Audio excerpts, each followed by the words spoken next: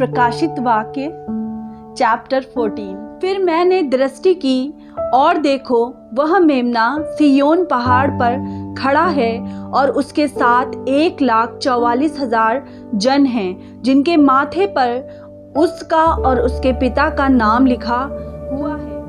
और स्वर्ग से मुझे एक ऐसा शब्द सुनाई दिया जो जल की बहुत धाराओं और बड़े गर्जन का सा शब्द था। और जो शब्द मैंने सुना वह ऐसा था मानो वीणा बजाने वाले वीणा बजा रहे हों।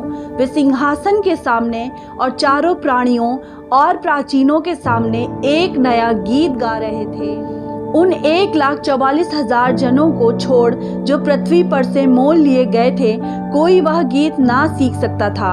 ये वे हैं जो स्त्रियों के साथ अशुद्ध नहीं हुए पर कुंवारे हैं। ये वे ही हैं कि जहाँ कहीं मेमना जाता है वे उसके पीछे हो लेते हैं। ये तो परमेश्वर के निमित्त पहले फल होने के लिए मनुष्यों में से मोल लिए गए हैं। उनके मुंह से कभी झूठ ना निकला था, वे निर्दोष हैं। फिर मैंने एक और स्वर्गदूत को आकाश के बीच में उड़ते हुए देखा, जिसके पास पृथ्वी पर के रहने वालों की हर एक जाति और कुल और भाषा और लोगों को सुनाने के लिए सनातन सुसमाचार था।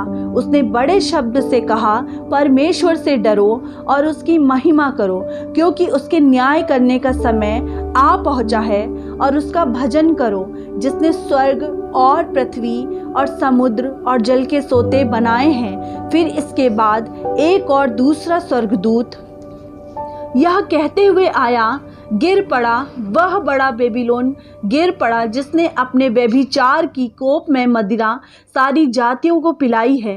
फिर इनके बाद एक और तीसरा स्वर्गदूत बड़े शब्द से यह कहता हुआ आया, जो कोई उस पशु और उसकी मूर्ति की पूजा करे और अपने माथे या अपने हाथ पर उसकी छाप ले, वह परमेश्वर के प्रकोप की निरी मदिरा जो उसके क्रोध के कटोरे में डाली गई है पिएगा, और पवित्र स्वर्गदूतों के सामने और मेमने के सामने आग और गंधक की पीड़ा में पड़ेगा। उनकी पीड़ा का धुआं युगानुयुग उठता रहेगा।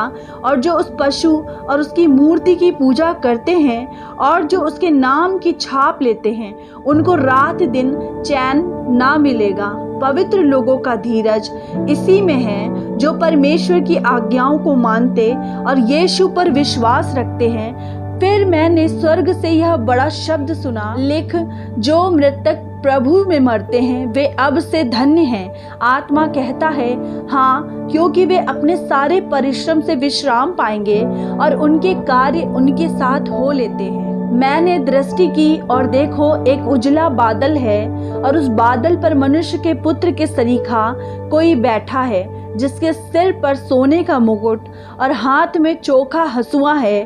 फिर एक और स्वर्गदूत ने मंदिर में से निकलकर उससे जो बादल पर बैठा था बड़े शब्द से पुकार कर कहा, अपना हंसुआ लगाकर लवनी कर, क्योंकि लवने का समय आ पहुंचा है, इसलिए कि पृथ्वी की खेती पक चुकी है। अतः जो बादल पर बैठा था उसने पृथ्वी पर अपना हंसुआ लगाया और पृथ्वी की लवनी की।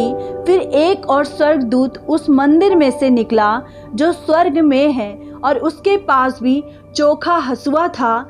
फिर एक और स्वर्गदूत जिसे आग पर अधिकार था वेदी में से निकला, और जिसके पास चोखा हंसुआ था उससे ऊंचे शब्द से कहा, अपना चोखा हंसुआ लगाकर पृथ्वी की दाखलता के गुच्छे काट ले, क्योंकि उसकी दाख पक चुकी है।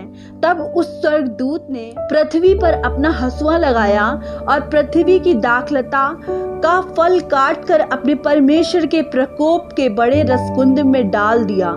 और नगर के बाहर उस रसकुंड में दाख रौंदे गए, और उस रसकुंड में से इतना लहू निकला कि घोड़ों की लगामों तक पहुंचा और 100 कोस तक बह गया। Praise the Lord, God bless you all.